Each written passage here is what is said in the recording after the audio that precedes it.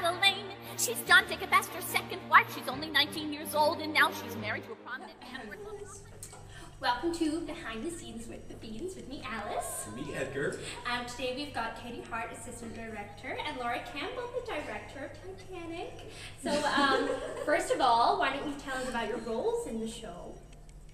Unfortunately, we're not in the show. Well, I'm not in the show. You are in the show. Well, it's not a laugh. Our roles, well, I don't know what to say about being director, I suppose. Okay, I'll go first. As Assistant Director, I've done lots of really exciting things, including holding magnums and standing behind Laura Campbell pretending to know what I'm doing. And I've had a lot of good fun because I've been a first class passenger. I'm Lucky sure person. that's doing the show, so yeah. My role has involved standing in front of Katie Hart or pretending to know what I'm doing and giving her things to hold and trying to develop a more varied vocabulary for please listen to me now, I have things to tell you from the front. And it's been a lot of fun. And yeah, it's been really pretty different to anything I've ever done before, so it's been cool. What made you want to direct the show versus direct the show? Can we remember that far back? I wanted to direct a show because, well, I guess I've always had an interest in how shows have kind of been put together in that way, and that like the creative side of putting a show together rather than like performing in a show. And I suppose I knew that with Cecilians, they were probably the only group of people who were going to let me do that. So I went for it. Yeah, that's why. Well, yeah, there's a lot of reasons, but I just really wanted to direct. I figured Laura Campbell might drive herself insane that she not have an appropriate assistant. No, It's a wonder for her. no, I have always had an interest in it as well, but I knew that I didn't really know enough to kind of in any way take on the kind of endeavour that Laura Campbell has. So I thought I'll assist someone in reading their life. So I did. Yeah. Okay, what would you say are some of the challenges of directing the show? Challenges. Well, it sort of depends on the show. I think Titanic's had its own challenges.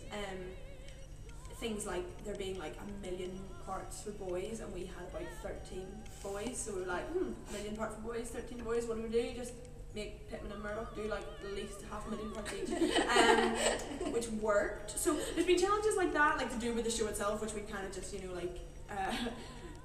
somehow come up with weird and wonderful things to kind of get over those things. And then I suppose just challenges like, I don't know, it's been challenging because there's been a lot of work to put into it, but it's been one of those things that like, I don't really even remember. Now that we're at this stage of the process, I can hardly even remember what's been challenging. Oh, I because I've been challenging. If you know, maybe it's because I don't know what the challenges were, I am the challenge. No, Laura was not the challenge. My biggest challenge was the fact that a large part of my job has just been like, shh, guys, shh. So yeah, my challenge was not killing myself, it was annoying myself. That's my challenge. What would be your dream show to direct? I have so many. See, I don't have very many, but maybe I've just been so like consumed by this that I don't know. Other people just like come out of the womb knowing what they want to do theatre-wise, whereas I've never been that person. I have so many like dream roles, and then those are like the shows I wouldn't want to direct because I would want to be in them. But I would love to do like more shows with children and shows that have children in them. Like I'd love to direct something like Sound of Music because it's just like my favourite show, one of my favourite shows, and for kids, and it'd be fun. And I would also like to do ridiculous shows that require really big budgets, like things like Mary Poppins, Chitty Chitty Bang Bang. There's definitely a theme. Yeah, and to be honest, like I would just love to. After this, I would like to direct a show that has a smaller cast and see what the differences would be. I have so many. My current obsession is headers, because I love to write headers. Or I'd love to write things, I've got like so many. I'd love to do something that's done all the time, like so for example, like Wicked's done the same way all the time, and I'd love to see it, do it and like change it up and like do fun things. Like set it in a high school. Make pink and like that tune. Be hilarious. Give them a Belfast accent. Yeah. Interesting. That's my question. Oh. Sorry. What would you say is your favorite thing about Titanic?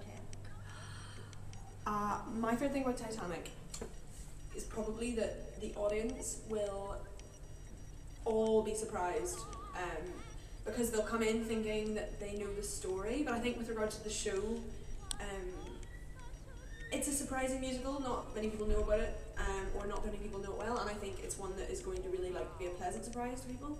I think too, what I love about Titanic is that people will sort of like, the first act sort of lulls you, even though you know the story, it lulls you into this false sense of like security, and you're like, oh yay, fun musical theatre, and then like BAM!